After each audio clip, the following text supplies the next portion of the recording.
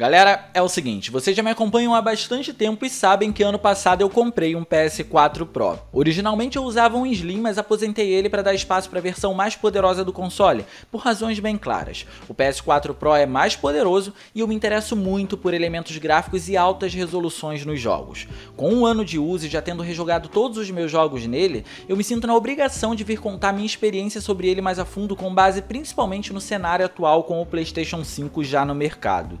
Por isso, eu acho que você precisa assistir esse vídeo antes de comprar um PS4 Pro, caso esteja pensando nisso, porque vamos levantar questionamentos que vão dizer se vale ou não a pena comprar o console aprimorado de 8ª geração da Sony. Mas só para lembrar que seu gostei é muito importante para o canal, então antes da gente continuar já larga ele aí e aproveita para se inscrever ativando o sininho das notificações para não perder os vídeos de terças e quintas às 19 horas. E agora sim, com tudo isso feito, vamos a fundo falar sobre o PS4 Pro. O principal item do PS4 Pro que é levado em consideração quando comparamos com o PS4 Slim é que ele é notavelmente mais poderoso. Enquanto o modelo mais modesto tem 1.8 teraflops de capacidade de vídeo, o Pro tem 4.2 teraflops, resultando em mais que o dobro dessa capacidade, com a promessa de melhores gráficos e resolução em 4K. Só que vamos por partes quanto a isso, porque existem diversos questionamentos que a gente precisa trazer para poder ver se vale a pena comprar um PS4 Pro pensando nessas melhorias. No meio de todo esse poder, existe o equilíbrio que se precisa ter. Não é funcional para as desenvolvedoras apresentarem diferenças discrepantes entre as versões dos jogos do PS4 Slim e PS4 Pro. Afinal de contas, o PS4 Pro é o modelo mais caro e por isso menos popular. Ele tá na casa de menos pessoas, entendeu? Ainda existe um grande público que é usuário do PS4 Slim, que precisa ser agradado. Quando entramos nesse mérito, automaticamente a gente precisa falar do empenho da Sony com relação aos seus exclusivos também. Desde o começo da geração, ela já apresentou games com gráficos impressionantes e que conseguem ser referências até os dias atuais. Quer um exemplo bem prático disso que quase não é mencionado? É só a gente falar de The Order 1886. O jogo pode até não ter sido um sucesso nas críticas, mas uma coisa precisamos admitir, visualmente falando ele é incrível, seja na estética ou na parte mais técnica de fato. Toda a construção de personagens, efeitos de luz e sombra, detalhes nas texturas e o uso de filtros o deixam extremamente cinematográfico, e eis que chega o PS4 Pro e resolve dar mais possibilidades para os desenvolvedores. Mas no fim, talvez ele tenha sido levemente limitado por conta do console base. Afinal, os jogos precisam de uma boa qualidade em ambas as plataformas, e oferecer uma qualidade muito superior no PS4 Pro talvez fosse ofuscar demais o PS4 Slim, que é o sucesso de vendas da Sony. Porém, antes de começar a falar sobre as limitações impostas nele, que vão além do poder das especificações, não posso deixar de comentar bem abertamente que é natural que os visuais do PS4 Pro sejam sempre melhores do que no PS4 Slim. A ideia é de fato essa. O grande questionamento que a gente vai tentar entender a partir de agora é até que ponto vale a pena pagar seus R$ 3.800 para ter essas diferenças exibidas em uma tela, se de fato essas diferenças são gritantes a ponto de valer a pena seus R$ 3.800 quando a gente compara com o PS4 Slim, que está custando R$ 1.000 mais barato em média. E além do mais, tem um as na manga que a gente vai comentar no fim do vídeo para poder agregar nesse raciocínio. Como a resolução é um dos principais elementos que o Pro tentou aprimorar, não dá pra gente deixar passar batido sem ir a fundo nisso. E eu preciso explicar para vocês como funciona o método do console para poder atingir 4K, porque infelizmente na esmagadora maioria das vezes isso não acontece de forma nativa. Seguinte, o console usa uma espécie de upscaling na resolução para poder atingir os 3840 por 2160 pixels na tela, ou seja, o 4K. Só que esses pixels aqui não acontecem integralmente. E como funciona? Eu vou explicar. A técnica utilizada é o checkerboarding, é importante saber isso porque mesmo sendo um 4K fake, ele ainda é mais eficaz que as técnicas de upscaling tradicionais que apenas esticam a imagem. E assim, podemos dizer que o checkerboarding consegue proporcionar uma qualidade maior, principalmente quando o assunto é nitidez, já que uma maior resolução torna a imagem mais definida.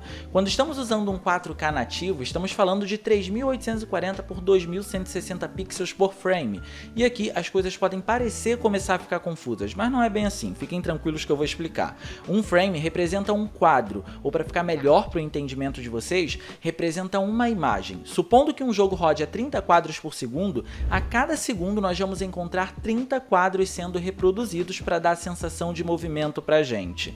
A grosso modo, encontramos várias imagens em movimentos a cada segundo para poder mostrar que o jogo está sendo renderizado e está se movimentando. Porém, quando falamos do checkerboarding, esses quadros por segundo não estão sendo renderizados em 4K integralmente. Na verdade, é um sistema de soma que acaba acontecendo e faz com que se atinja a resolução pretendida. A soma funciona da seguinte forma: imagine, por exemplo, que ao total de 30 quadros por segundo, no frame 1 a gente encontra ele sendo renderizado em 1440p e no frame 2 a gente encontra ele sendo renderizado com o restante das informações. E assim a gente vai intercalando por frames.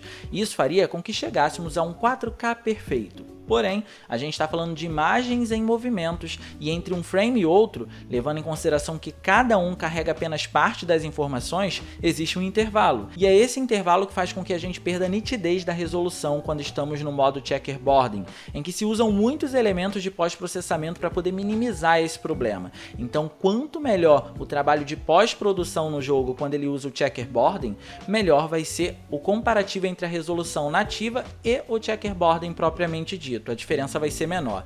Além desse fato, diversos jogos no PS4 Pro fazem uso de resolução dinâmica, o que interessantemente faz com que a resolução caia em momentos mais pesados do game para poder manter a estabilidade na taxa de quadros por segundo. Isso não necessariamente é ruim, mas mostra que o console se limita nesse ponto. Por outro lado, em alguns casos bem específicos, existem jogos que oferecem a possibilidade de escolher entre performance, se focando em 60 quadros por segundo, ou qualidade de imagem em 4K, mesmo que não seja nativo na maioria das vezes. E esse é um recurso que apenas o console aprimorado da Sony consegue oferecer. Mas bem, agora que a gente já entendeu como funciona o 4K do PS4 Pro e que ele oferece também uma resolução dinâmica que pode atingir ou não o 4K, antes de falarmos sobre um item que é um as na manga, é bem importante que a gente avalie a diferença entre os gráficos dos dois consoles, ou seja, a execução dos jogos no PS4 Slim e no PS4 Pro. E aí vocês podem dizer a opinião de vocês se vale a pena pagar os R$ 3.800 no PS4 Pro ou não por essas diferenças quando a gente compara com o PS4 Slim.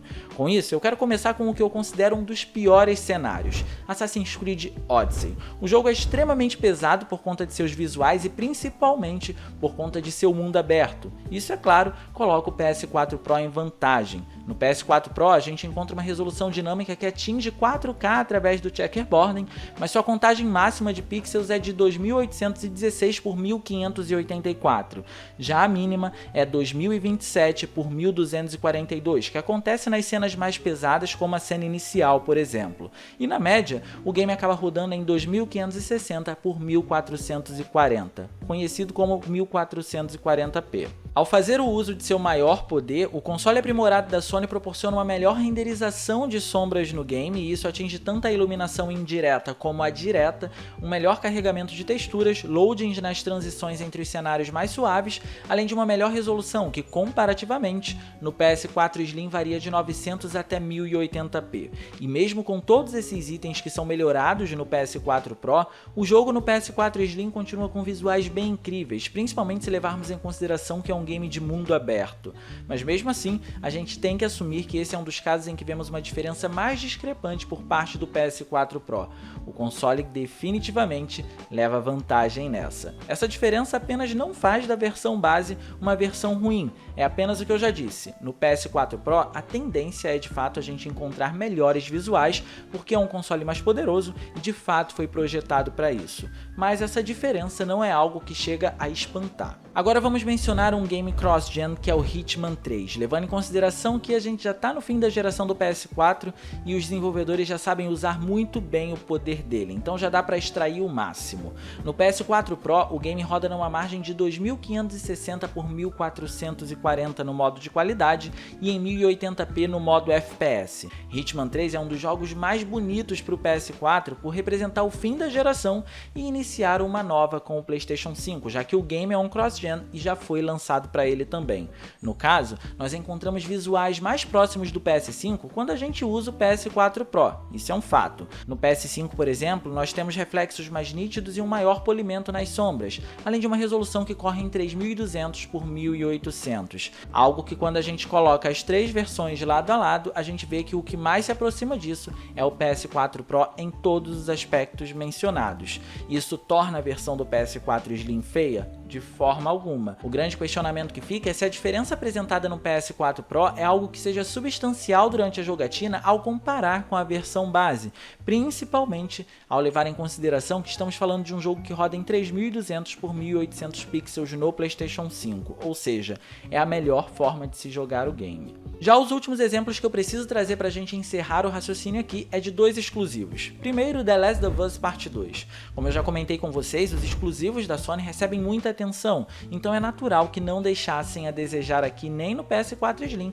muito menos no PS4 Pro. E o resultado é bem claro, como vocês podem ver. Com exceção da resolução que roda a 2560 por 1440 no PS4 Pro contra os 1080p estáveis no PS4 Slim, não encontramos diferenças visíveis aos olhos. O jogo é definitivamente muito bonito em ambas as versões. Os visuais permanecem os mesmos, ou seja, a qualidade das texturas, das sombras, da modelagem dos personagens, enfim, tudo foi feito com muito cuidado para ambas as plataformas sem desmerecer o console menos potente, para poder agradar todos os públicos. O PS4 Pro ficou apenas responsável por carregar uma maior nitidez graças à maior resolução e talvez um melhor draw distance, por conta da resolução ser maior também, ou seja, a gente consegue enxergar o cenário à nossa frente com uma maior facilidade. Outro exemplo bem semelhante é o de Marvel's Spider-Man. Em termos de resolução, ambos os consoles se encarregam de colocá-lo numa resolução dinâmica. No PS4 Pro, o caso máximo é de 3456 por 1944 e o valor mínimo é de 2560 por 1368.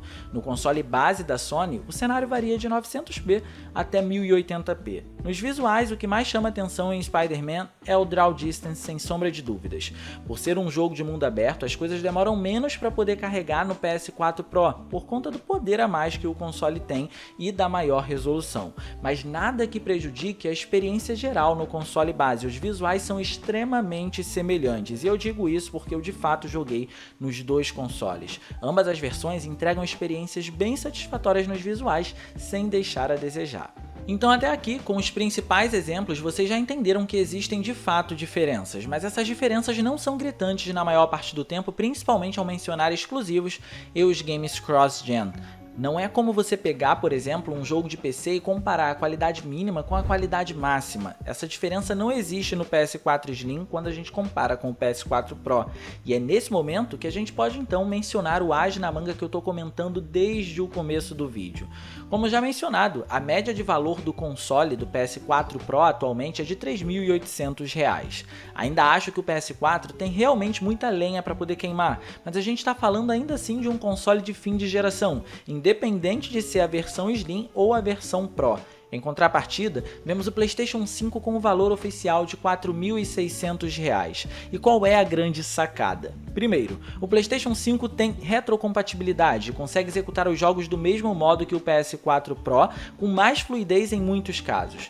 Quando esses jogos recebem a atualização para ele, essa performance ainda é superada. Um caso bem recente disso foi o de God of War, que ganhou um patch e agora roda com 4K através de checkerboarding com 60 quadros por segundo, coisa que nunca aconteceu com o jogo no PS4 Pro. Quando você ativava o modo qualidade para poder se focar na resolução, nem de longe ele conseguia fazer isso. E segundo, existem os jogos cross-gen, que são executados em seu potencial máximo quando jogados no PlayStation 5. Então no caso de Hitman 3, por exemplo, que no PS4 Pro roda em 1440p, no PS5 roda em 1800p, um valor muito mais próximo do 4K. Ou Spider-Man Miles Morales, que mesmo que seja incrível no PS4 Pro e é até um mérito do console por conseguir fazer o feito, ele teve todos os recursos de nova geração removidos na plataforma. Já no PS5, ele oferece diversos modos, inclusive um que permite Ray Tracing com 60 quadros por segundo com uma escala de resolução dinâmica. Então a gente precisa colocar na balança se vale a pena pagar por mais performance e visuais no PS4 Pro, que já está no fim da vida, ou no PS5, que está começando a sua vida útil e é muito mais poderoso. E por último, precisamos lembrar que é um console de nova geração, né? Então a gente vai ter jogos a longo prazo. Não posso dizer que eu me arrependo de ter comprado um PS4 Pro, mas como vocês bem viram no vídeo que eu fiz de análise para ele, o valor que eu paguei nele na época foi menos que o de um PS4 Slim atualmente. Então valeu a pena, mesmo que eu acho que os jogos pudessem me entregar mais no console. Só que hoje em dia eu não acredito mais que seja o caso de comprar um PS4 Pro nesse preço com o PS5 já no mercado, com uma diferença que não é tão grande. Se eu fosse comprar algum console de 8ª geração atualmente, sem sombra de dúvidas seria o PS4 Slim, por acreditar que os resultados visuais nele são extremamente satisfatórios e que ele tem uma biblioteca extensa pra gente, e é notavelmente mais barato que um PlayStation 5. O PS4 Pro é de fato mais poderoso, mas pela média de preço e pelos benefícios apresentados, acho que se a intenção é ele, compensa mais esperar um pouco e comprar logo um PlayStation 5. Mas bem galera, esse daqui foi o meu panorama geral sobre o cenário que a gente está encontrando com o PlayStation 4 Pro e o PlayStation 5. Deixa aí no campo dos comentários o que vocês pretendem fazer e o que vocês pensam disso. Eu espero que esse vídeo tenha ajudado a vocês de alguma forma e que tenha colocado uma reflexão na cabeça de cada um de vocês, beleza? Espero que vocês tenham gostado. Se vocês gostaram, não se esqueçam de clicar no gostei, porque isso ajuda pra caramba. De quebra você faz a boa ação do dia e também se inscreve no canal ativando o sininho das notificações para não perder os vídeos de terças e quintas às 19 horas, beleza? Minhas redes sociais vão estar aparecendo aí. Se vocês quiserem trocar uma ideia, sou todo ouvidos e vou estar esperando vocês lá. Era isso, um grande abraço e até a próxima.